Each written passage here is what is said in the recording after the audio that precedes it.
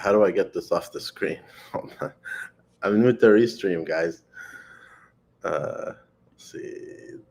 There. All right. How you doing, Pierre? Good. How are you, Shamas? What's going on? Excited to be back. Excited to be back. Have this is a good series. You know, right now I have it on the ethnicity playlist, but I'm gonna take it off. I'm gonna make the Church of the East history its own playlist. I think you could do just a church history playlist because I think at some point Dylan and I want to do something on the Syriac Orthodox. Yeah, we'll do that. Just church history in general. Yeah. Yeah, I think that might be a wise idea. Yeah. Awesome. Yeah. So just to clarify for everyone what we're going to be covering today, this is going to be from 1940 until 1984. This is a very key period in the Church of the East that sets up the modern period. I was going to try to get into the modern stuff, but there's just kind of a lot to tackle in that if I want to cover it correctly and not oversimplify everything and introduce proper characters and everything into how we understand this story. So I think I made the decision with Daniel's blessing to just cover a certain point. So God willing, we will have a part 3 of this. But for now, we're just keeping it at as the second part at the moment. So I'm going to change the title to 84 instead of 85. 85. Sorry, 85. That's what I meant. Sorry, up until 85. That's correct. I went until 85 anyways on my what I cover. So let me just get my slideshow to present, and then we can present this. Okay, share screen. No, this one. All right. Is it showing? Yeah, it's up on the. Okay. So again, really quickly, just an overview of the topic, 1940 until 1984. We're going to go over some important characters and a little background information from last episode, just in case if anybody missed that. So this is going to be, again, also the focus of this is going to be primarily on the Assyrian Church of the East. Scholarship on the Chaldean Catholic Church in this period is actually very, very scarce in terms of its ecclesiastical history and its political history. It's been something that's been almost completely ignored. Actually, there was a book that came out recently, which I acquired, which sort of, how do I say this? Quite literally says that during the patriarchate of Emmanuel Thomas, 1901 to 1947, that there is a real distinct lack of any sort of study in the English language or in Arabic on this time period. So It's going to be a little hard, but we will cover the Chaldeans a bit in the slide from what we know as we get into a little bit of the later period. So for our Chaldean Catholic viewers who are very interested in the Chaldean Catholic Church, just understand that there is, again, a bit of a lack of scholarship on that. But in terms of the Assyrian Church of the East, we'll be able to talk quite a bit about that from my personal lived experience, familial experience, and scholarship combined. So I hope you're ready for that, Daniel, Shamas. Do it. I'm sure you're quite interested in that. Absolutely. Okay, so let's remember this is the post-World War I synod of the Assyrian Church of the East. So let's remember that the war decimated the Assyrian Church of the East. A lot of things changed. This is pretty much the synod that remains in place from 1921 to 1945. So at the top, he's not labeled, but that is Mar Ishai Shimun, at one point the boy patriarch, ordained at 12 years old. You have Mar Yosef Chananisho, Metropolitan of Shemesden, today canonized as a saint by the Assyrian Church of the East. Mar Abimelech Timotheos, Metropolitan of India, also canonized as a saint. If you remember from last episode, Mar Abimelech Timotheos was an extreme opponent of the ordination of the boy patriarch, and his vocalness towards that will be something that we will have to talk about later in this episode, but I recommend you keep note of that. Mar Elia Abuna of Alqosh, he is Bishop of Alqosh / Bishop of Timar. He is a Chaldean Catholic priest who converted to the Assyrian Church of the East and was made a bishop. He ends up leaving his role as bishop during this time period, so he ceases to be a member of the synod by 1945. Mar Yalda of Barwar, we brought up in last episode. He was at the time of Mar Ishai Shimun's uncle, Mar Binyamin Shimun. Mar Yalda of Barwar is put in power as a young boy at the age of, I believe, 11 or 12, which displaces his pro-Catholic uncle, who was in charge of Barwar during this time period. So it goes back to the rivalry that we talked about between the Catholic Church and the Nestorian branch. Mar Zeya Sargis of Jilu, he comes from a long line of bishops who passed it from uncle to nephew. Same with Mar Yalda of Barwar. He survives the war, and he is actually considered part of the anti-patriarchal faction during Semen. So he remains in Iraq. So at this point, you have Mar Yosef Chananishu, Mar Zeya Sargis of Jilu, and Mar Yalda Barwar are in Iraq after the Semele massacre. Mar Ishai Shimun has been exiled to Cyprus and then America, as we covered. Mar Abimelech Timotheos is in India, and Mar Elia Abuna of Alqosh has left the church. Wow. So this leaves the Church of the East in quite a dire ecclesiastical situation. So what we start to see is post-war ordination. So after World War II, you get a bunch of ordinations. The population has grown, as you know, we've started to recover from genocide.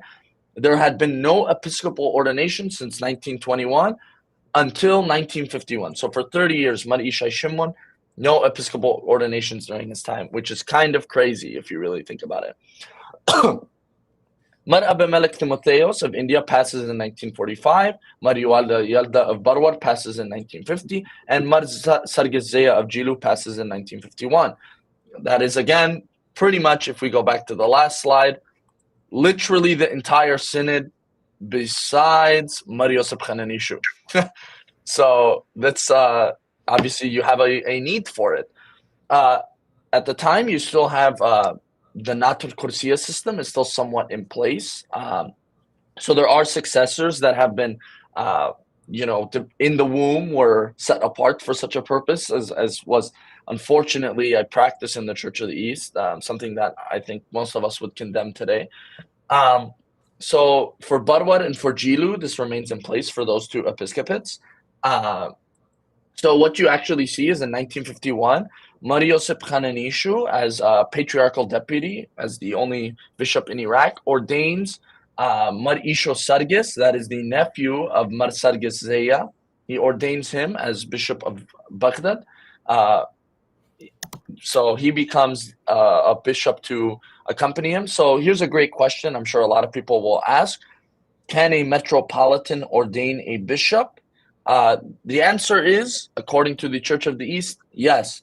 He has the power to ordain him and consecrate him, but from that point forward, the bishop has to receive confirmation from the patriarch in order to be able to ordain priests and to do anything outside of any religious function besides holding the liturgy or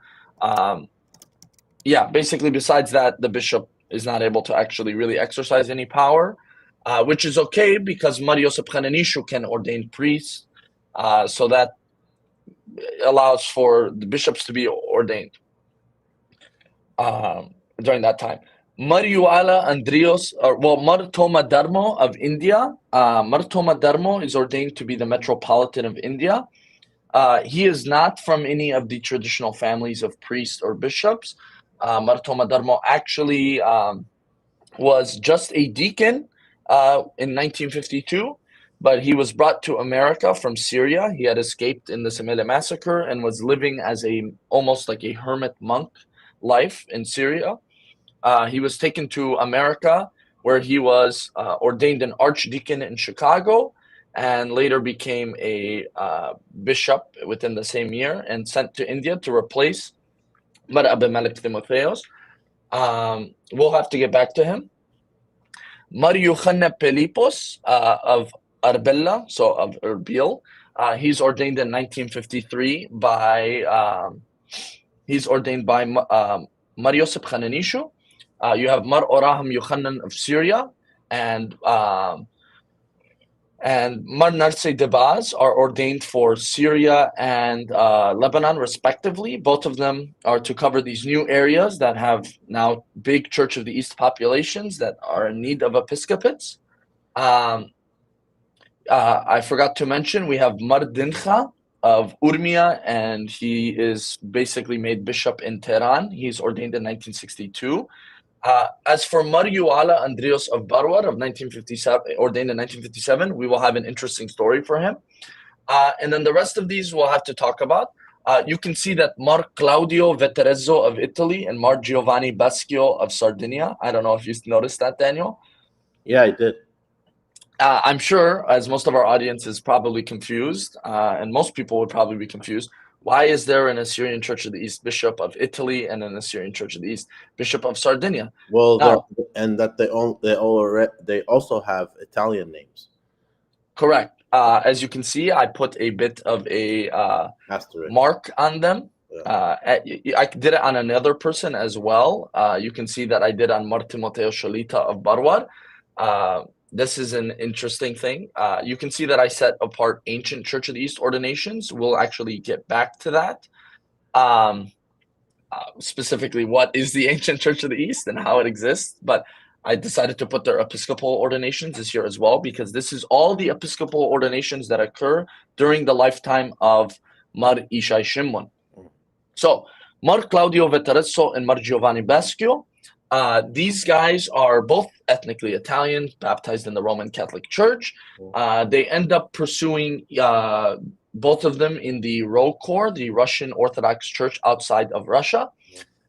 They both get ordinations there.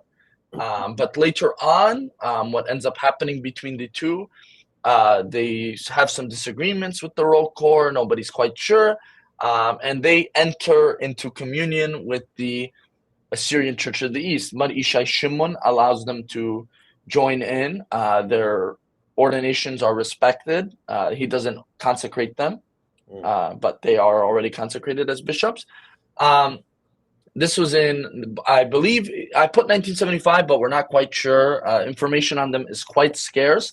We'll actually discuss them a little bit further. I'm gonna move to another slide for everyone. We're gonna talk. Well, actually, we'll move to that next slide yet. Sorry. Let's talk about Mar Yuala Andrios of Barwar and Mar Timoteos Shalita of Barwar. So, why are these two characters important? Shamash Daniel, I've told you this story before. I'm sure you think it's very fascinating about these two. So, Mar Yalda of Barwar was their great uncle. Both Mar Timoteos and Mar Yuala and Mar Andrios were set apart at birth to be bishops. Now, there is a bit of a controversy. People within his home village of Dure, both of them grew up in this village of Dure in Barwar, which was the seat of the Bishop of Barwar at Markioma Monastery. Beautiful church. You can still see it today in Barwar. It was closed for many years. The Iraqi government attempted to destroy it. Anyways, that being said, both of them were set apart. In Dure, there is a rumor that Mar Andrios was not actually set apart in the womb to be bishop. This creates a bit of an interesting dynamic. But upon the passing of Marialda, both of them are quite young. They're both in their teens. Marius Pkhananisho decides, I will take both of them, and they will both be trained in the arts of Episcopal duties and the liturgy of the church and the history of the church. And then we will see, and I will make a personal decision on who to ordain. Mar Timotheos is, or we'll just call him Timotheos versus Andrios. Timotheos is 2 years older than Andrios. He is for sure, in the mother's womb, he was set apart for this by Nazarite vow. So he, in theory, should be the one to get the seat. However, Marius Pkhananisho picks the younger brother. And the younger brother is ordained, and this causes a big fuss in the village of Dure, obviously, as Mar Timotheos and his father have their supporters. So Timotheos goes and writes a letter to the Syriac Orthodox Patriarch at this time in 1958. I believe it's Mar Ignatius Yaqub, if I'm correct. Yes. I believe at this point they are in Beirut, if not Homs. Yeah, I think Homs.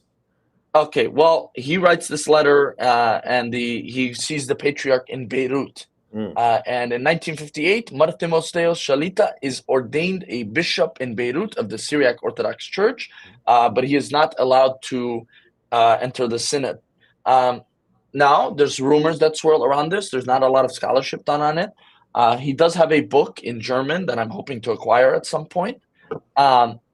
Anyways, that being said, he makes promises, according to the Syriac Orthodox side, that he has many supporters, thousands of supporters in Iraq that he will bring to the Syriac Orthodox Church. He goes back to Iraq, and we do not see. Was he never in the synod at any point? No, he was not allowed to join the synod, but he is ordained a bishop. He is consecrated a bishop. Why was he not allowed to join the synod? I'm not quite sure. I'll say this, though. There is a famous priest in the Assyrian Church of the East during this time who is a supporter of Mar Andrios of Barwar. He writes a scathing letter to the Syriac Orthodox Patriarch that several people have seen. I'm hoping to get my hands on it, but he essentially chastises him for attempting to divide the Church of the East by ordaining this person. Okay. So I have to look at it more, but hoping to see it at some point. Yeah. I wonder if it's in Surat or Arabic or what language. It might actually even be written in classical. Yeah, it might be classical, right? Yeah. I know Mariakos, obviously from Bartella, was a Surat speaker. So he could speak Madan Khaya. Yes, that's his native tongue. So Mar Timotheos Shalita, he persists as a Syriac Orthodox bishop. We know from records such as George Kiraz's Syriac Orthodox in America that at some point Mar Timotheos, during the conflict that was going on in northern Iraq in 1961, he flees to America and is in America for at least a year. We'll discuss him a little bit further, and we'll discuss some of these post-1968 ordinations as well. Okay, so next slide. Who is Mar Toma Darmo? You cannot understand the Assyrian Church of the East during this period without understanding Mar Toma Darmo. Let's give some background information. So India had been ruled by Metropolitan Mar Abimelech Timotheos and had seen strides in growth, but there was much to be done. Mar Abimelech Timotheos was the first Nestorian bishop sent from Mesopotamia to India in many years. This was sort of there had sort of been a lost connection for a little bit. I mean, obviously there was a connection, but so there was a lot of work to be done. Mar Toma Darmo was not a part of the traditional Natar Kursi system, but he did live a celibate life and lived similarly to a monk in Syria from 1933 to 1952. He's ordained an archdeacon and metropolitan in 1952 in Chicago, and then Turlock later in the year. In Turlock, this was the first year that Mar Adey Parish in Turlock was built. It's one of the first Assyrian churches in America that still is around today. First that is still around today is key. It is outright owned by the church. The mayor of Turlock attends. There's a big local politicians attend to see Mar Ishai Shimon, the patriarch. Mar Toma Darmo, the minute he gets to India, he starts to be reform it on an administrative level. He begins opening schools, churches, and a printing press, which is still around today. It's called Mar Narse Press. If you ever read a book from His Grace, his late Grace, who passed away, Mar Aprem Mukin, all of his books are published under this press. And he also opens a seminary, which is very, very, very important, as we know, for the life of the church. In 1962, Natur Kursi system. I explained this last episode, but I would love to explain it again. So this literally refers to the guardian of the chair, literally what it means, guardian of the chair or shielder of the chair. It essentially is a system in which the nephew would succeed the uncle or granduncle, or it could be grandnephew, would succeed the uncle, as he would be consecrated in the mother of his womb, or in the womb of his mother, to be the next bishop, or in some cases the patriarch. Mar Ishai Shimon, as we went over last episode, is a result of this system. That's why he becomes bishop at 12. Mar Yalda Barwar, Marzea Sargis. So these people are set apart in the womb to be a episcopal position, to serve an episcopal position. They're meant to be celibate. Their mother does not consume meat. These people never consume meat in their whole life. Mar Toma Darmo is also extremely educated. In 1962, he releases a several volume set of the Khudra, which is the prayers of the Church of the East.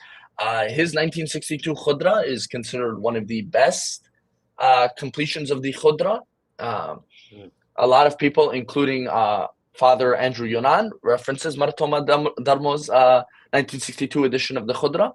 He uses Mar Narse Press to do this, and it is a monstrous task to be able to have a Khudra, to print it out, to be able to compile all these prayers in the liturgical hours of the Church of the East.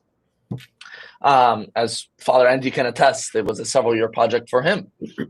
And this is with more modern technology than Mar Toma Darmo had. Mar Ishai Shimon became increasingly dictatorial in this period.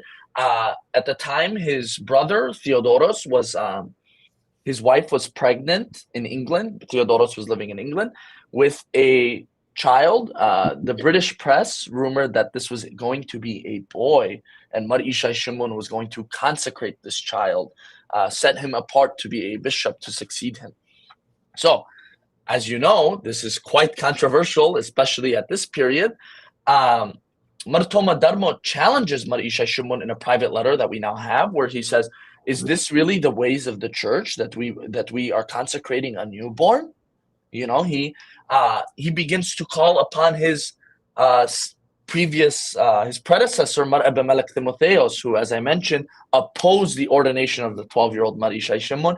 You know, he begins to call upon the spirit in challenging the Natur Kursiya system, and to say, we cannot continue this. Now, the child ends up being a girl, so she is inadequate to be a bishop.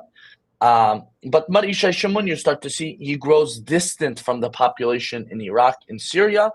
Many people in this time begin to testify, including eyewitnesses such as Mar Loko Bedewi, one of the community leaders in Syria, says that Mar Ishai Shimon was living life comfortably in America while his people suffered.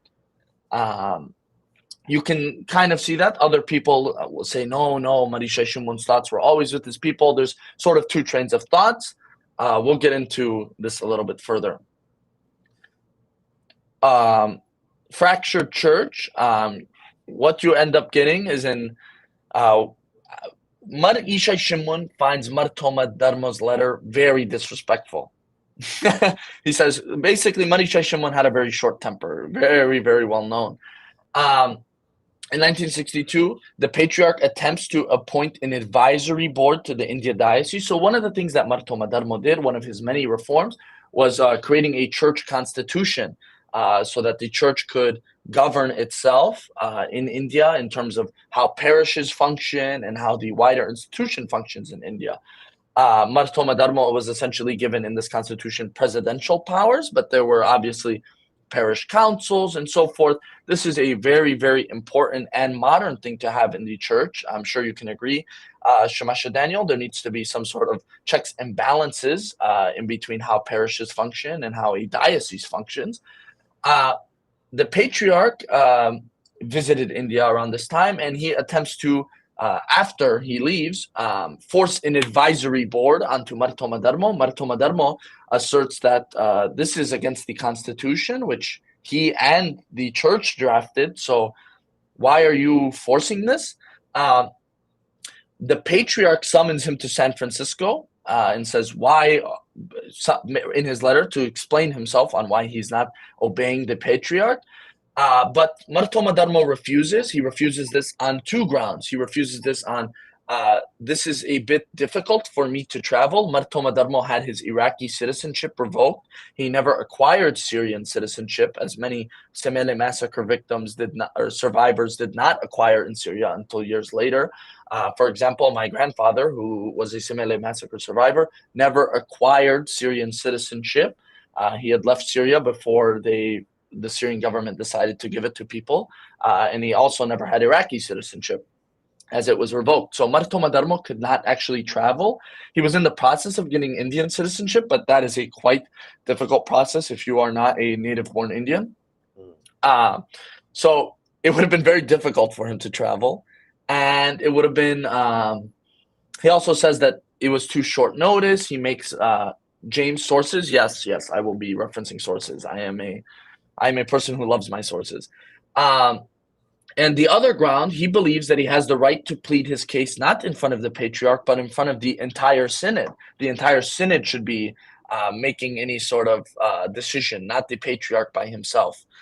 Darmo is also, after refusing to go to San Francisco, he is unilaterally suspended by the patriarch in 1964, but he also refuses to accept this, saying that the patriarch cannot unilaterally suspend him. This has to be a decision of the synod.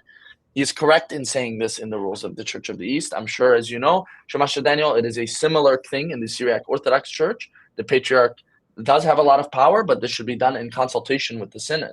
The synod is not being consulted when suspending Toma Darmo.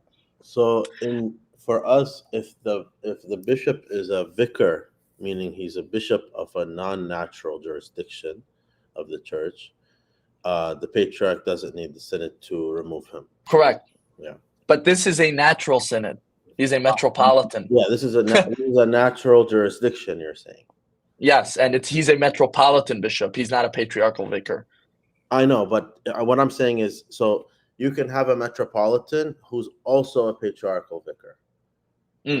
So metropolitan is the rank of the bishop. Yeah, he's not patriarchal vicar. Not a rank. It's his it's where he's assigned. Yeah, he's not a patriarchal vicar. Got it. This is a native diocese of the Church of the East. Yeah. So you said India. Okay. The Malabar coast. Yeah. So obviously quite an old diocese. Mm-hmm. So tensions are in March 1964, Mar Isha Shimun issues an order changing the calendar without a synodal decree. So this is another thing. He essentially, without consulting the synod, changes the calendar. I mean, most of the bishops go along with this, but this angers the people. Toma Darmo takes this as an opportunity to say, again, patriarch, you are reaching beyond your power to do things unilaterally without the consultation of the synod. This is wrong. Tensions are flared within the church, and on 1968, this has been going on now for basically, this is a 6-year conflict between the two. In 1968, on the behest of the anti-patriarchal faction of Assyrians, which I mentioned earlier, led by Malik Yosef Khoshaba, he's a tribal chief, Toma Darmo, and he was a colonel in the Iraqi army. Toma Darmo traveled to Baghdad, followed shortly by Deacon George Mukden, one of his students at the seminary in the Malabar coast. Chaldean here from the last session. You forgot to talk about Lady Surma's role in the division and chaos and possibly a genocide. Also, why is the church keep splitting? Illuminate us. We're getting into this split specifically. I would, if you want me to talk about Lady Surma, I could very well do that. Could I save that till the end, though? I'm a bit in the middle of a different narrative at the moment. So George Mukin accompanies him. He is a deacon and one of his best students. He's declared Toma Darmo in negotiations with the Iraqi government on the behest of Malik Yusuf Khoshaba is declared the head of the Assyrians, by that meaning the Nestorians of Iraq. 9 churches are seized by the army and by the supporters of the anti-patriarch. And this is given to Toma Darmo. Most notably, the most important church seized is Marziya Cathedral in Baghdad. The Iraqi government, along with the anti-patriarchal faction, encourages him to declare himself patriarch. Toma Darmo had resisted this, but at a time he decides that Mar Ishai Shimon has acted beyond his abilities as patriarch and has disqualified himself as patriarch. He puts Mar Ishai Shimon under as what he's viewed as he invalidates himself. And he actually gives multiple explanations for this. He actually calls back to Mar Abimelech Timotheos that Mar Ishai Shimon was ordained improperly, that Mar Abimelech Timotheos, as the senior metropolitan, did not consecrate him and did not approve of his consecration by Mar Yosef Kananishu, and there was no approval of the synod to do this. Mar Yosef Kananishu and Lady Surma and the patriarchal family did this, sort of by themselves to maintain power in the family. And that there was a lot of misgovernance during his time, so that Mar Toma Darmo is essentially acting patriarch in this time as the metropolitan, and as that he consecrates Giwarge Shlimon, who becomes known as Mar Adde, and Deacon George Mukin, Mar Aprem, to the rank of metropolitan. He also consecrates K.A. Polos to Bishop Deacon K.A. Polos. These 3, specifically Giwarge Shlimon and George Mukin, consecrate Mar Adde as patriarch in October of 1968 in Marziya Cathedral in Baghdad. Mar Toma Darmo was reposed, so he passes away in September 17th, 1969, and he is succeeded as the acting patriarch by Giwarge Shlimon Mar Adde. He is acting patriarch, but he is not ordained patriarch. He is just fulfilling the patriarchal duties as the head of the church, but he is not, again, consecrated as patriarch. Okay, let's go through some of the people. Let's put faces to names and whatnot. In the top left corner, you have the first bishop ordained in the post-war era. That is Mar Elia Sargis. That is him. Next to him, you have Mar Toma Darmo. He is the next person ordained. After him, over here on the right, you have Mar Yochanan Pelipos of Arbella. After that, the guy with the cool glasses, as you can see, quite an interesting photo.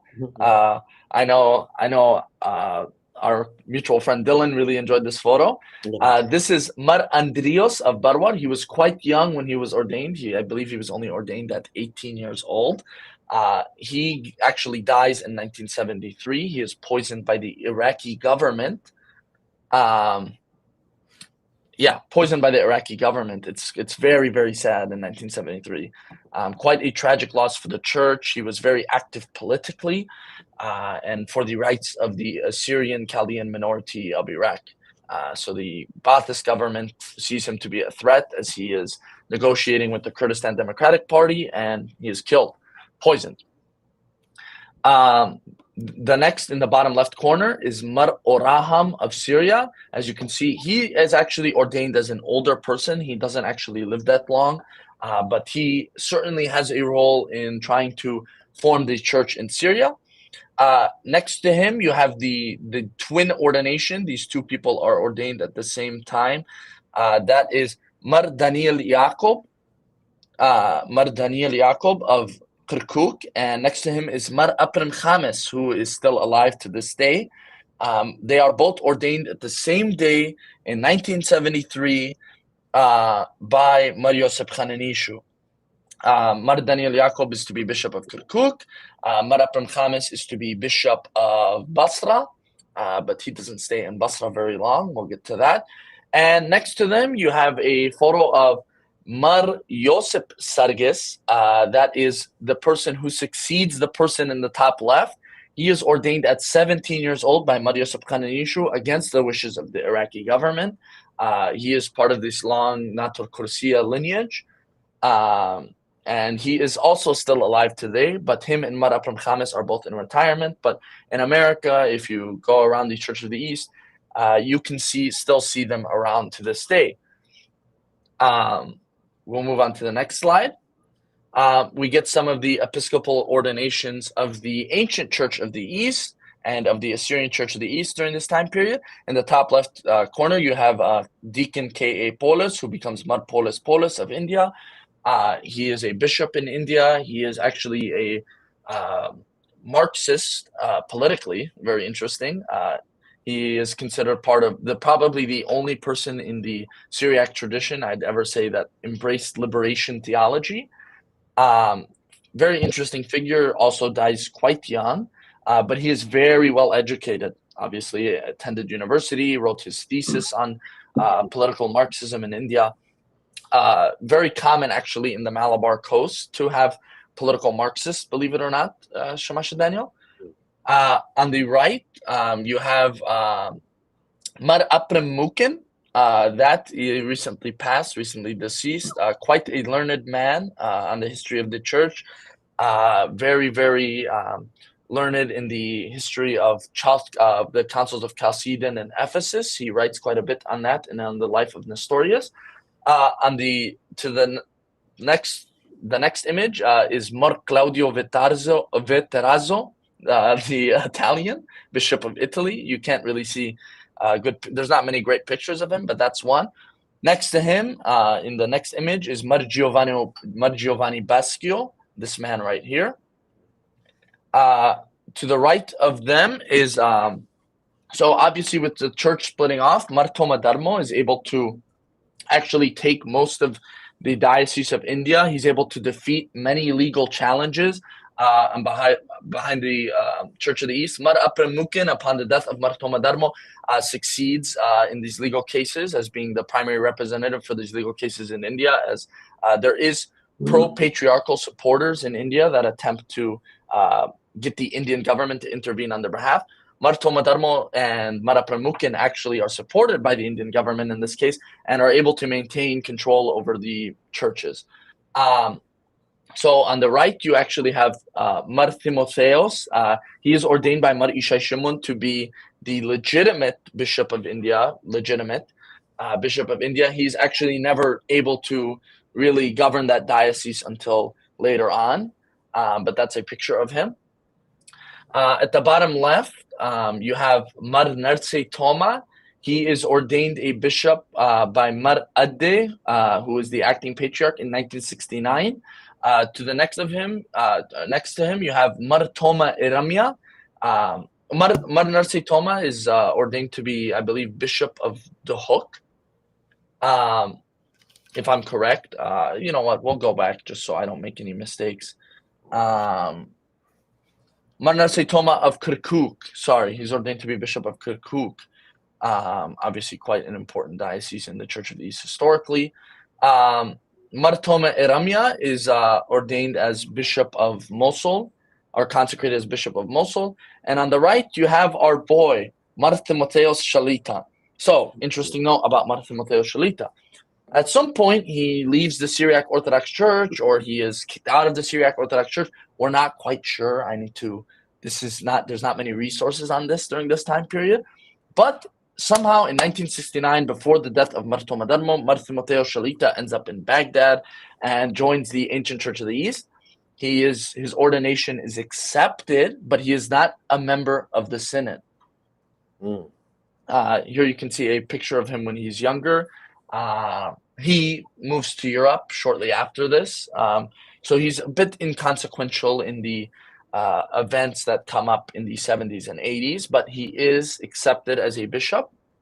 A person whose picture I did not show is Marnar Sidabaz, but we'll get a picture of him.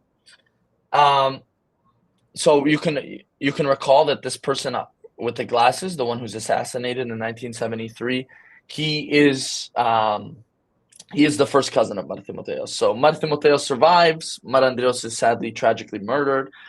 He has no part in this murder. There's no controversy in regards to did the church kill this person or anything. He just is killed by the Iraqi government. Oyas has a comment, but isn't it significant to the church as and at political history leading up to the 1933 genocide? I actually talked about this a bit last episode in regards to the ordination and the influence the patriarchal family had. I mean, you can certainly go check that out if you want. But how many more times will it split? Hopefully, no more times. I don't think any more times. I don't think there will be any more splits. The Chaldean Catholic Church, you could argue, exists as a split. I mean, both of them exist as a split, and if we go further back enough, so it's really, really, really interesting. So Mar Ishai Shimon, the aftermath of this. So in the aftermath of this, you know what? I'm even going to go back to the Episcopal ordinations. He ordains Mar Daniel Yaakov, Mar Abram Khamis in 1973. They're both consecrated as bishops. Mar Timotheos of India consecrated in 1971. Claudio Vitarzio and Giovanni Baschio either in 1975 or in 1975. I think actually it's more likely that it was 1973 when we talk about it. But Mar Ishai Shimon politically had begun to change quite a bit. He becomes a little more willing to talk to the Arab governments. He meets with the president of Iraq in 1972, which I believe is al-Bakr. So right before Saddam. Yeah, it's the first Ba'athist. Yeah, al-Bakr, the first Ba'athist president. He is welcomed by a large crowd in 1972 in Baghdad, a massive crowd of Chaldean Catholics, Syriac Orthodox, Assyrian Church of the East, Ancient Church of the East. They all welcome him. It was if Baghdad had stopped, is a quote I heard from someone who witnessed it. There was a bit of some hope that Mar Ishai Shimon would make demands of the Iraqi government, that the Iraqi Christians would be respected. He refuses negotiation with the Ancient Church of the East in this period, with the acting patriarch Mar Adde, Metropolitan Mar Adde. He refers to them as bandits. This is quite an insult, and he refuses to meet with any of them. Keep in mind, the Ancient Church had not ordained a patriarch or consecrated a patriarch in this time period, intentionally to give Mar Ishai Shimon a chance to see if he could fix the rift. He was clearly unwilling to do so, which is very bad. Mar Ishai Shimon's Iraqi citizenship is restored. You can remember in the last episode, I mentioned it was stripped in 1933. Yeah. He attempts to establish good relations with the Ba'ath government to get himself re-recognized as the head of the Assyrian Church of the East in Iraq, to be, to see if he can acquire any political rights. Anyways, nothing ends up coming of it exactly, specifically between the two. We don't know the discussions they had, but we don't see anything promulgated in law. We don't see the Ancient Church of the East get its churches stripped and given back to Mar Ishai Shimon. That doesn't happen. Right. In late 1972, he declares his intentions to the members of the synod and those close to him that he intends to marry Imama Younan. I think her last name was Younan. I'm not quite sure. That he intends to marry her and resign from the patriarchate. So this is very weird. Obviously, when you resign as a patriarch, which doesn't happen very often, you still have your dargha, your consecration. It goes with you. It's something that is a mark on your heart, is the belief in all the ancient churches, I believe. All the apostolic churches believe that. You cannot simply just depart from your consecration. But he intends to do that and marry, which is, again, you can't do that. Mhm. So this is very weird, and the synod is sort of blindsided by this. The church opposes this, and many of the bishops ordained in the post-war period, led by Mar Dincha Hanania, they meet. They seek to stop this. They write to Mar Yosef Hananishu. He's the uncle of the patriarch and the metropolitan, the senior metropolitan. He's this guy with the white beard, and they tell him. They say, what is your thoughts on this, Qassi? What can be done? How can we stop this? Mar Yosef Hananishu is the only person probably that has more respect in the church than the patriarch. He's been living in Iraq during this time period. He is known for his miracles and for his living a very, very holy life. They receive a lackluster response. They receive a response where it does not condemn the patriarch. It does not say what it literally avoids the topic. Now, there is a rumor. Mar Yosef Hananishu at this time was not mentally as well. He's getting quite old. I believe he's in his 80s at this point. There's actually a belief that the brother of Mar Yosef Hananishu, Shneimon, wrote this letter where he purposely does not answer the question rather than having Mar Yosef Hananishu weigh in on it. Yeah. We do have records that Shneimon authored several letters while pretending to be his brother at this point. This letter, we are not sure. So it's very, very sad that Shneimon was taking advantage of the office of his brother. Disgusting, even. Yeah, it's... Mar Yosef Hananishu was a very, very holy man. God rest his soul. People, if you are Chaldean Catholic from Iraq, Assyrian Church of the East, many know of him if they lived during this time. He was well sought after. Anyways, Mar Ishai Shimon, before he gets married, forces Father Ninos Michael of San Francisco to marry him. Ninos Michael testifies in court that he was forced to do this. He is immediately defrocked by the rest of the synod. So Mar Ishai Shimon gets married in 1973. He marries this woman. The 5 bishops meet in Beirut to discuss the situation.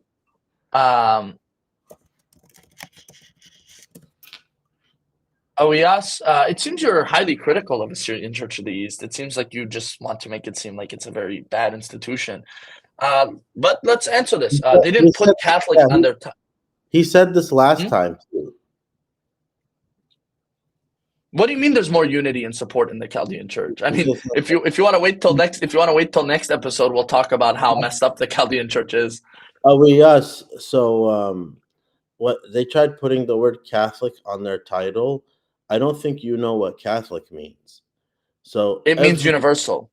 Every church, every traditional church, like Apostolic Church, whatever, they all use the word Catholic as their name officially. And the Catholic Church uses the word Orthodox in its name. The Catholic Church views itself as the Orthodox Church. The Orthodox. Let's just look at this card. Let's just look at this card from the Ancient Church of the East. Let's see if it's going to show for me. This is a card. I can't show it, but it says Holy Apostolic Catholic Ancient Church of the East. So even the Ancient Church, which separated in 1968, was using the title Catholic. Yeah. So the Orthodox churches also call themselves the Catholic Church. Everyone calls themselves the one holy Catholic Apostolic Church. That's always been everyone's claim and name. Like, I don't think you're familiar with this, but anyway. Yeah. Again, the Chaldean Catholic Church has just as much problems in the inside of it as everyone else. Again, I brought a lot of it up in the last episode, and specifically in the 1840s, 1850s, 1860s, 1870s. There's a battle with traditionalism that continues to this day. And like I said, there's a bit of, look what happened after Marbawe. They were afraid. So that's going to be covered next episode. I'll just tell you, Marbawe's escapade was not ultimately that successful. There is one fruit of his labor in San Jose. But we'll talk about this. I mean, again, it's really something that we're going to cover next episode. But if you insist on going ahead, we can, I could bring up specific cases in the Chaldean Catholic Church where priests leave and other people leave. So I'd prefer not to be slanderous, or not slanderous. I'd prefer to be more politically neutral here. But Yeah. if we're gonna have these kinds of comments, then this is the way I'm going to respond. I love my church. I love the Chaldean Catholic Church as my own church. I love the Syriac Orthodox Church. I love my tradition. But we have to be frank in these discussions and not pretend that one is somehow more unified than the other, and that there's not Wait. controversies in all these. He's saying they put the word Catholic in the name after Marbawe left. That's not true. That's not true. Look it up. You can. Huh. I mean, I've what, he private chatted you this? No, it's right there. Oh yeah, you can look this up. That's simply not the case. Yeah. They didn't add Catholic to the title during Marbawe's time in 2006. That's frankly a bit silly. Is that in civil or some sort of ecclesiastical court? Do we have records on this? How do we know anything about Imam Younan? Mark, great thing. This is actually, we're going to get to this in a minute. Okay, so the church is paralyzed in the year that follows this in 1974. Oh, I forgot to mention, the 5 bishops meet in Beirut. They discuss the situation, 5 bishops specifically. I'll go back a slide to point out which ones. Mar Aprim Khamis right here. Mar Aprim Khamis. Mardincha, who I put a picture of in a different slide. Mardincha right here. Wait 1 minute. Mardincha. This one right here, Mar Daniel Yaqub. So those 3, Mar Narsi Debaz, who I unfortunately did not put a picture of, and Mar Sargis right here. They meet in Syria to discuss the situation and to figure out what they can do about it. See how, because the patriarch, I forgot to mention this, after he gets married, continues to exercise episcopal power in America, as there's no bishop in America. He continues to exercise episcopal power. He has supporters that say, yes, the patriarch should be allowed to be married, which is ridiculous. The patriarch also sires some children in this time period, in 1974. Yeah. So Mar Ishai Shimon has supporters. The patriarch finds out about this meeting. He says, my synod is meeting without me.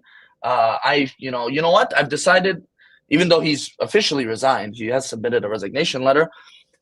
He says, no, you know what? I have the right to be married as patriarch. This is a later tradition of the church.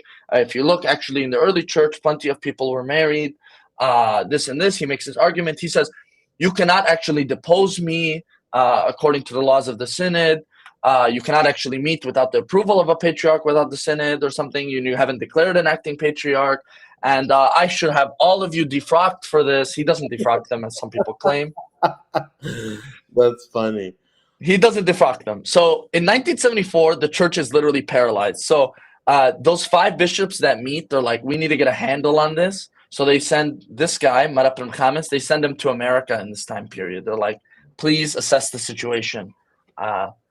Your Grace, Mar Aprim Khamis, please assess the situation. So they send him there. 1974, very, very bad situation. Anyways, on March 6, 1975, Mr. David Ismail, the son of the last chief of Tiari, he was born in Syria, David Ismail, who was living in Canada at this time period, goes to San Francisco, visits some people, does whatever, and he knocks on the door of the patriarch. He talks to the patriarch, and it ends with him shooting the patriarch. Wow. The court, you can read the court testimony about this. It's public information online. There's a whole court trial. You can see at the bottom not bottom left corner, but of the pictures, the bottom left picture. That is actually David Ismail being brought in by the bailiffs. David Ismail, and that being said, with everything with David Ismail, in the court testimony, the defense has a psychologist testify that David Ismail has a mental impairment that causes him to have blackouts. David Ismail testifies he blacks out when he shoots the patriarch. He does not remember shooting the patriarch. That he has a mental impairment, that when he drinks alcohol, which according to the testimony of several witnesses. David Ismail had consumed alcohol. He might have even been on the influence of painkillers at this time. Mixing drugs, alcohol, and painkillers is not a good idea, as we all know. His father had just passed away in 1974. So he attempts to talk to the patriarch. The patriarch, according to the testimony of David Ismail before his blackout, kicks him and spits on him. They actually bring Father Ninos to testify about this. This is where that testimony comes in, Mark. Father Ninos testifies about this, and the brother of Narsi Dabaz, Father Aprim Dabaz, also testifies in court that the patriarch has a temper. I've heard this from many people who actually knew the patriarch personally, that he did have a temper and was known to get quite upset. So it is possible that the drunk David Ismail with a mental impairment was possibly kicked and spat on during a bit of an exchange they had, where he may have upset the former patriarch, in my mind, the former patriarch, and that's what led up to the shooting.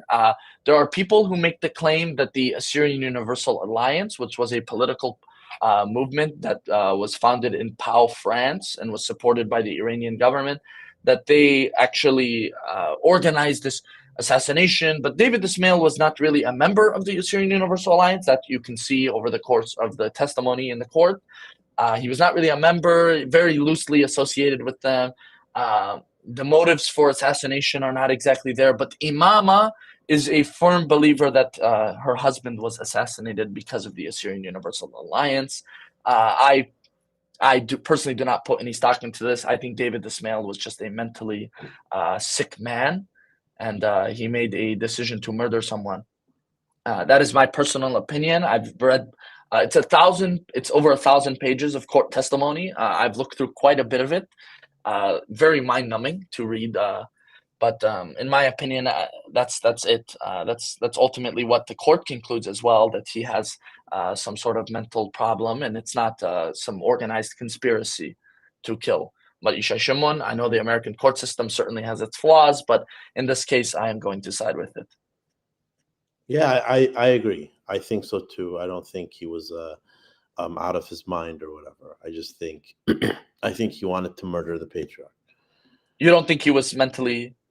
You don't think he was under the influence of alcohol? And, I do think that. Yeah, for sure. I mean, he testifies that he had no intention of, killing the patriarch or anything. He says that he carried a firearm when he was out in San Francisco during this time. Mm-hmm. It was 1970s America. Everyone had a firearm. Yeah. Here we have the two patriarchs. Mardincha is consecrated the next year to be patriarch. Some people point that Mardincha and the 5 bishops were in league with the AUA in some complicated plot to assassinate the patriarch and get Mardincha to become the patriarch. I don't put too much stock into that personally. Again, you'd have to believe the whole conspiracy. To the right of him, you have Mar'adeh in 1974. If you look it up, it's going to say in 1972 he became patriarch. That's not. I have from testimony that it was in 1974. Actually, is when he was consecrated as the patriarch. Mar'adeh is consecrated in 1974. Mardincha in 1976. Both are made patriarchs. They're both younger, around the same age. Actually, one is made of the ancient church, Mar'adeh, Mardincha of the Church of the East, which in 1976 he adds Assyrian to the title with agreement of the Synod. They add Assyrian to the title. That is what is added to the title, not Catholic. Yeah. We'll move on to the Chaldean Catholic Church. So as I brought up briefly last episode, can you touch on? I know it's not the point of the thing, but just a little. No, bit. I can touch on anything. About why it was, if there's any significance in changing the title at all or adding a name. Yeah, I mean, you will hear several arguments about this. Mar Ishai Shimon was already in his time. People say, oh, he was resisting this or whatever. We actually have plenty of documents from Mar Ishai Shimon in the 60s and the 50s where he uses the word Assyrian very frequently to refer to himself, or even in the title of his patriarchate in the 60s. in the 40s, you don't see that as much, but in the 50s and 60s, he's certainly using it. So it's not something that he was necessarily opposed to or that he was killed because of this. That's what some people who don't have the best intentions when regarding Assyrian identity tend to bring up. It's a very silly argument. People like Firas al-Kosh like to bring that up. And we know people like him are not educated. So when they added the title, it was sort of to say, well, this church is, led by the Assyrian people. The Armenian church has this ethnic title. Some other churches, the Greek Orthodox Church, have these ethnic titles. Why can't we add it? Was sort of the argument that was put forward. And certainly I do not like that argument. I could make arguments against it, but that was the decision that was made, a very poor decision in my mind, but they made that decision. Yeah. Mar Yosef IV, Ghanaima of the Chaldean Catholic Church, he transfers the patriarchate to Baghdad. He worked to strengthen the relationship with the Iraqi monarchy. He dies 6 days before the Iraqi monarchy is overthrown. Some people like to say that Yosef Ghanima, he certainly was aware of the dark times that were ahead for the Iraqi monarchy, is what some people like to say. In the top left corner, you have the patriarchate of the Chaldean Catholic Church, which is still today in Baghdad. He moved it from Mosul to Baghdad. Sort of a weird thing. People say that Yosef Ghanima, who was personally we'll call him an Arabist, he was from Mosul. So his primary language was Arabic.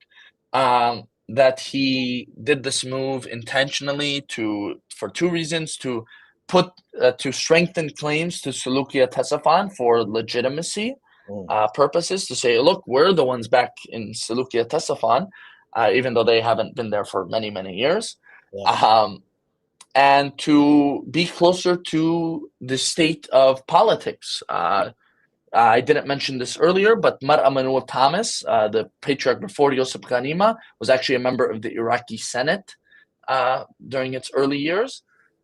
So Yosef Ghanima, to be closer to where the political life was happening, to be closer to the hub of Iraq, put the patriarchate there. Personally, I disagree with such a move. I think many people would disagree with such a move. At this time, you get a new patriarch upon his death, Polis II Shecho. He is a native of Al-Qosh.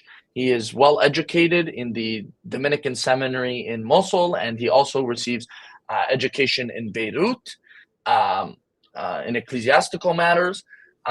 He becomes patriarch, I believe, I think the year is 1958. In 1962, he is a key member of the Second Vatican Council. He works on the doctrine for Eastern churches, which sort of liberalizes the Catholic Church into allowing the Eastern churches to exist in their own sphere. This is known as sui juris, like self-governance, essentially. He works on this doctrine. He's actually a big pioneer in modern Catholic doctrine regarding the Eastern Catholic churches. We would call Polis Shecho a traditionalist. He is probably the first traditionalist patriarch of the Chaldean Catholic Church since Mar Yosef Audo. Both, again, are natives of Al-Qosh. Shout out Al-Qosh. Mar Polis Shecho was very conscious of the political standing of the church and what it had to do to avoid politics. He was personally someone that wanted to avoid politics. So one of the first things he does is there's actually widespread members of the Chaldean Catholic Church in the Iraqi Communist Party. In fact, the first general secretary of the Iraqi Communist Party is a Chaldean Catholic. He bans Chaldean membership in the Iraqi Communist Party in the 60s. He says we need to avoid politics. He wants to avoid harassment of his flock. He knows that the Iraqi Communist Party is not super popular. After Abdul Karim Qasim is overthrown, it's not super popular. So he tries to avoid harassment of his church. That is the reason for banning membership. Whether or not he actually disagreed with, allowing people to be in politics, he seems like he just wanted, out of the goodness of his heart, to protect his church. Mar Polis Shecho is also notable for opposing the Iraqi government's support of Mar Toma Darmo. He actually meets with the minister of the interior minister of Iraq to recommend that Mar Toma Darmo does not seize power. He's actually, in this case, supporting Mar Ishai Shimon. You can see in the top right corner during Mar Ishai Shimon's visit to Iraq. In the top right corner picture, you can actually see that him and Polish Shekho visit each other, and they have a very nice meeting. I'm going to zoom into this picture a little bit. You can see a couple interesting things. So over here you have Mario Sepkhanenishu in the glasses. Daniel, do you want to take a guess on who's next to him wearing the white? Is that the Pope? No, that's the Chaldean patriarch. That's the future Chaldean patriarch Mar Rafael Bidawid. Another very, very blessed man we'll talk about. You can see next to Mario Sepkhanenishu, you have Mario Yochanan Palipos. He is essentially Mario Sep's helper in governing Iraq, quite close to Mario Sep. On the left, you have Mar Narsi Debaz, who I brought up earlier, was ordained. He's very close to Mardinkha later on. He is the Bishop of Lebanon. He also comes to these meetings. Or that actually might have been Mario Zaya Sargis, I'm not sure. Hard to tell. I believe that's Mar Narsi Debaz. You can see that there's actually several priests in here. I'm sure, as you can see, this one that's standing right here, kneeling next to Marishai Shimon. He's dressed in traditional Chaldean Catholic seminarian clothes. You can see he's cracking quite a large smile in this picture, maybe the largest smile of anybody in this picture. He's very happy to be meeting the Assyrian Church of the East Patriarch and to be with Mar Emanuel Thomas. It sort of reminds, or Mar Polish Shechot, sorry, not Emanuel Thomas. Making mistakes, I'm talking quite fast. This seminarian, his big smile actually reminds me of Father Andy and Father Peter and all the San Diego priests. When they see Marawa Royal, they certainly crack a smile in the same way as we've seen by many pictures. So I'm sure that this is a meeting this priest never forgot. Okay, so let's talk about the early reign. Oh wait, I have some more stuff I didn't even mention in this. You see that Polish Shekho is actually going through a very, very difficult time during his reign for the Chaldean Catholics of Iraq and for the Assyrian minority in general. He actually opposes Baathist Arabization.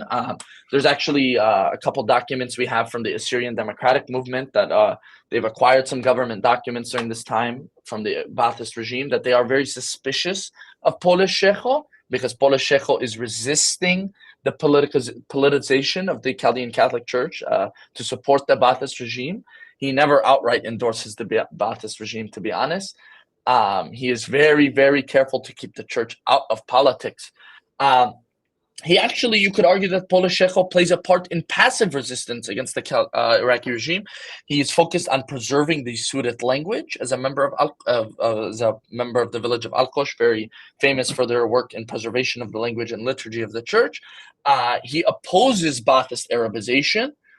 He actually opposes the shutting down of the private Chaldean Catholic schools, which the Baathist government does. All the Catholic schools are very highly regulated, and if not almost entirely shut down. Polish Shekho opposes this measure.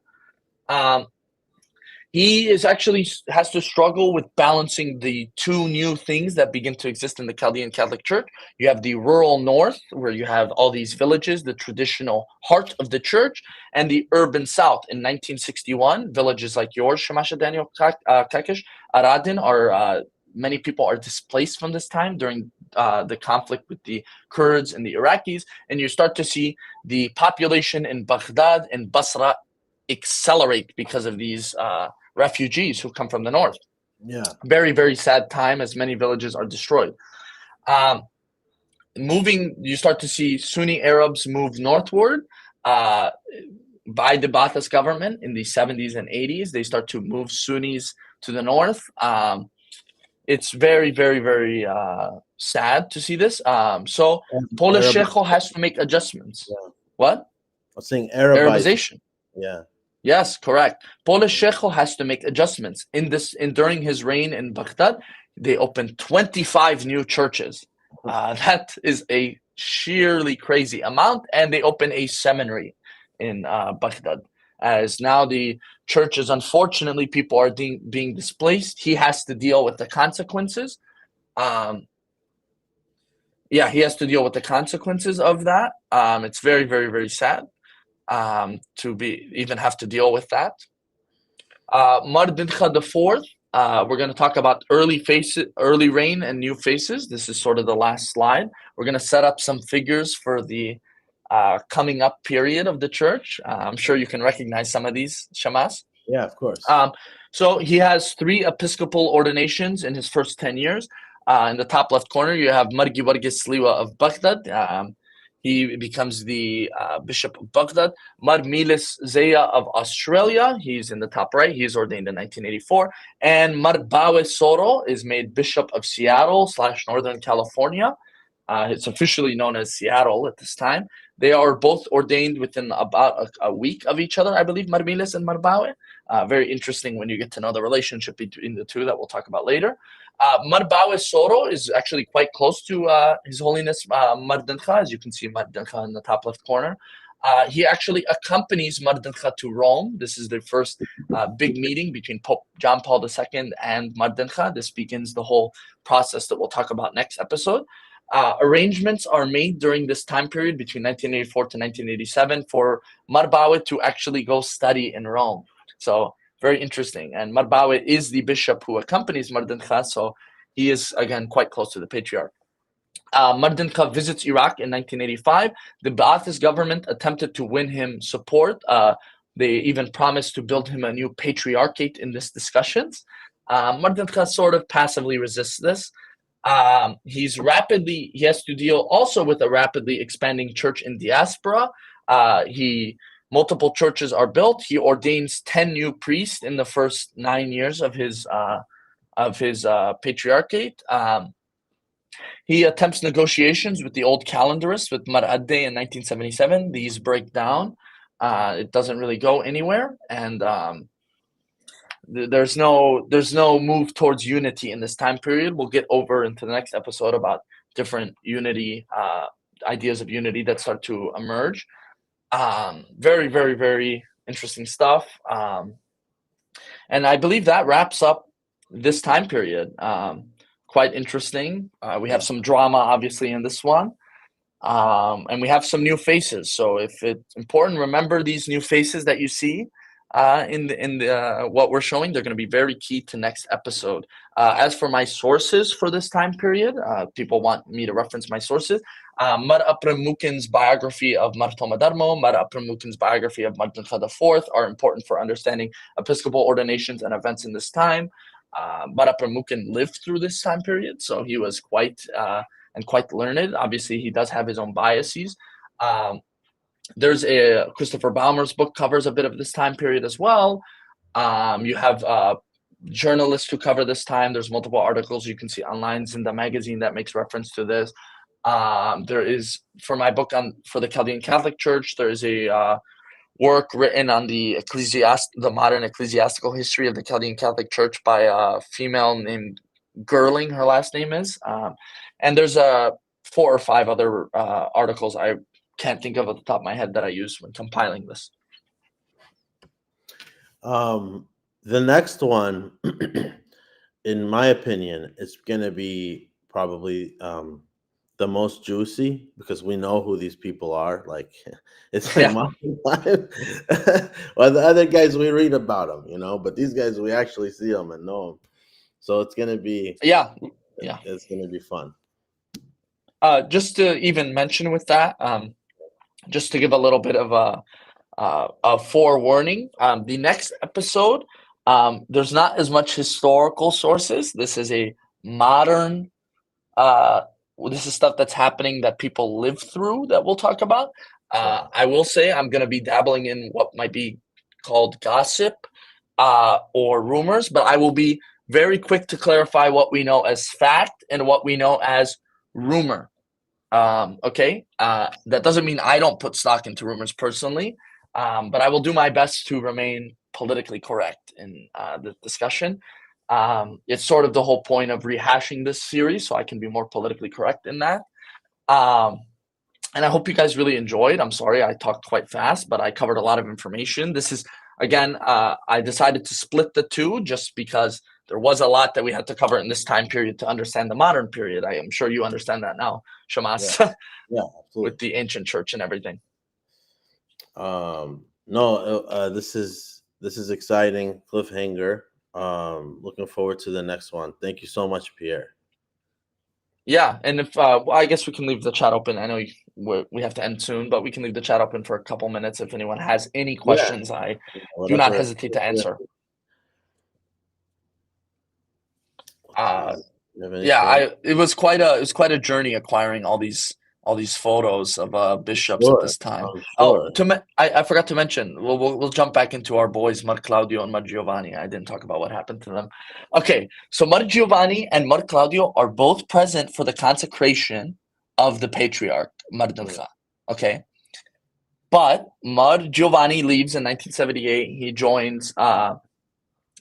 He joins an old calendarist faction of the Greek Orthodox Church, and he joins a faction within that.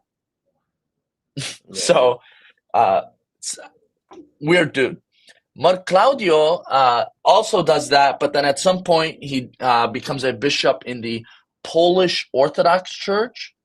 Very weird, small institution, and he dies as a bishop of the Polish Orthodox Church. The other one ended up in what church? The other one?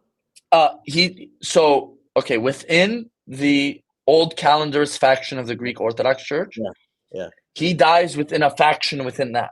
Yeah, got it. Okay. It's called like something like the something synod, some like Cyrillian synod, or like some weird name that they took after like a bishop that was like a member of this. Mara Pramukin is here. I'd like to just say, God rest his soul. He reposed recently in July. Very learned man, very important to the events of this time period. May he rest in peace. His books, as I mentioned, were very key in making this video. I also use Malik Local Bidewe's history that he writes. He covers this time period as well as someone who lived during some of this time. So a lot of these figures, like you said, have passed on, or we've only heard of. Just to go over a couple of them, Mar Oraham passes away in 1985. So I didn't mention that since we're covering this time period. Mar Daniel Yaakov passes away in 2020. Mar Toma Darmo 1969. Mar Elias Sargis passes in I believe in the 70s. Mar Yosef Sargis still alive. Mar Abram is still alive. Mar Yochanan Palipos passes away in the 80s, I believe. This is Mar Andrios Barwar, we mentioned, assassinated. Mar Polis passes away in 1985, I believe. Mar Abramukin in 2025. Mar Claudio, irrelevant, but passes away in the 90s. Mar Giovanni also, I believe, in the early 2000s. Mar Timotheos passes away in the early 2000s, I believe. Mar Narse Toma passes away in 2022 or 2021. Mar Toma Eramia still alive to this day as a member of the Ancient Church of the East Synod, Bishop Emeritus. Mar Timoteo Shalita still alive to this day. Mar Yosef Khananisho passes away in 1977. I forgot to mention his passing. Very, very, very holy man. Passes away the last 5 years of his life. As I mentioned, he struggled with his mind was going on him very sadly. Marisha Shimon assassinated in 1975. Mar Adde right here passes away in 2022, I believe. Pole Shecho passes away in 1988 or 1989. Lord forgive me if I misquote that. All these people in this last picture are still alive, or besides Mardan Khan, who passes away in 2014. So, anyways, all right. Well, I hope you enjoy the rest of your day, Shamas. We'll look forward to planning the next episode. And appreciate it. Let's hit me up whenever you want to do the next one. When it's ready, it's gonna be a juicy one. Yeah, okay. I hope you enjoyed this one.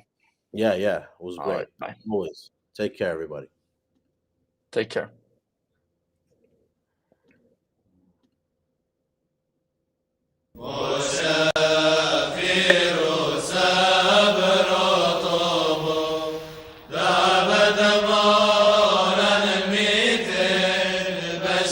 لك دخمي